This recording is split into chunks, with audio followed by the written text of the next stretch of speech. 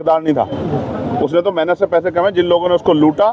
और अभी जब मैंने परिवार को वीडियो कॉल में देखा तो 4 लोग उसके साथ दिखाई दे रहे हैं। तो जब तक इस घटना की इसको दूध का दूध पानी का पानी करने के लिए सीबीआई जांच नहीं होगी तब तक पता नहीं लगेगा।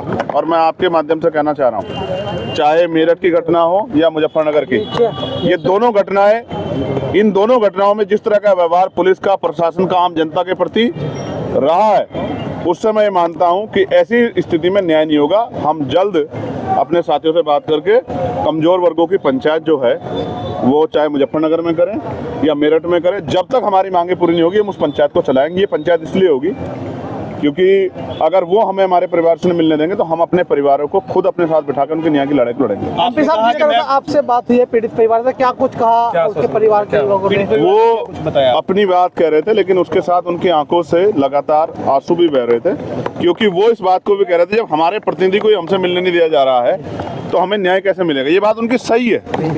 आप 300 मीटर से यहाँ से पकड़ लेगी पुलिस उनको, मैं कोई अपराधी हूँ? देखिए 8-10 मर्डर कश्यप समाज के हो चुके हैं, 8-10 मर्डर आज तक सरकार वीडियो कॉलिंग पर आपकी बात है। क्या वीडियो कॉल पे बात करना, क्या वो किसी दूसरे देश में जो वीडियो कॉल बात करवानी पड़ रही है? ये सरासर जो है लोकतंत्र की हत्या है और ये सरासर किसी चीज को किसी छिपाने का, उसको किसी दूसरी तरफ मोड़ने का प्रयास है। उनको पता है मैं जाऊंगा तो क्या होगा, जब मैं अपनी बहन का हाथ पकड़ूंगा तो उनको संबल प्रदान होगा, उनको हिम्मत प्रदान होगी।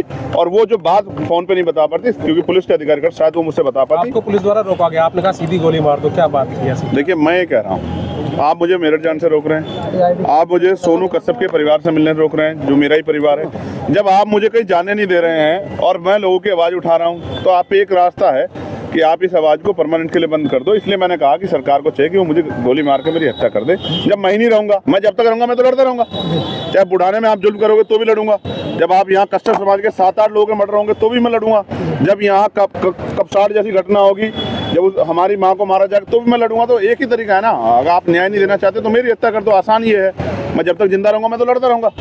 तो आप मेरी हत्या कर दो, आपकी बहुत सारी मुसीबतें कम हो जाएंगी। या फिर आप मुख्यमंत्री जी से मैं कह रहा हूँ वो इस अन्याय को खत्म करें। अगर वो अन्याय को खत्म नहीं कर सकते तो उनको कोई अधिकार नहीं ये कहने का कि हमारे प्रदेश में कानून का राज है। आपने ये भी कहा है कि मैं बहुत जिद्दी हूँ, तो इसका क्या मतलब निकाला? जिद्दी का मतलब ये है कि मैं कानून की मर्यादा का पालन करता हूँ। पुलिस के लोग कह रहे हैं कि वहाँ लॉ एंड ऑर्डर डिस्टर्ब हो जाएगा, तो हो सकता है रात को फिर आपसे मुलाकात हो। इस बार